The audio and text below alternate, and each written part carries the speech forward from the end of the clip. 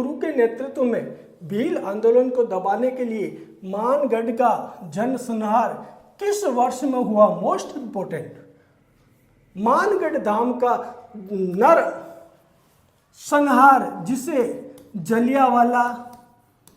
जलियांवाला बाग नाम से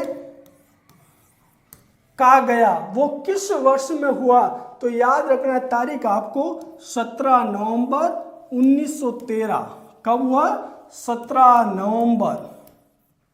नवंबर 1913 याद रखें आप, ठीक है। मानगढ़ धाम का नरसंहार कहां पर हुआ और कौन सी तारीख थी?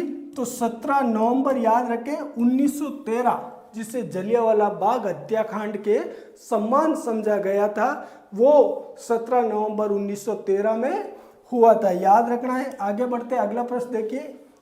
वांगड़ प्रदेश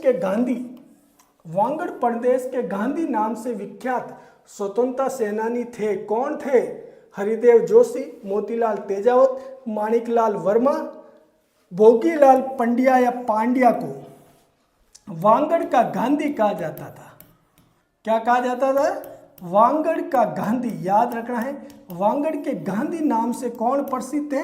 भोगीलाल पंड्या या पांड्या, ठीक है। भोगीलाल पांड्या वांगड़ के गांधी के नाम से जाने जाते थे। आगे बढ़ते, अगला प्रश्न देखिए। 1935 में, याद रखे तारीख, 1935 में डूंगरपुर में किसके द्वारा हरिजन सेवा समिति की स्थापना की गई थी? 2022 में आया हुआ है।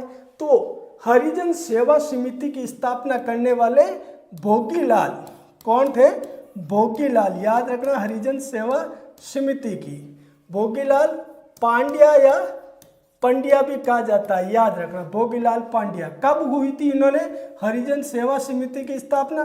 तो याद रखना है 1935 ईस्वी में। कहां पर की थी? तो याद रखना है आपको डूंगरपुर में। कहां पर हुई थी? डूंगरपुर के अंतर्गत। ये चीजें आप जरूर नोट करें।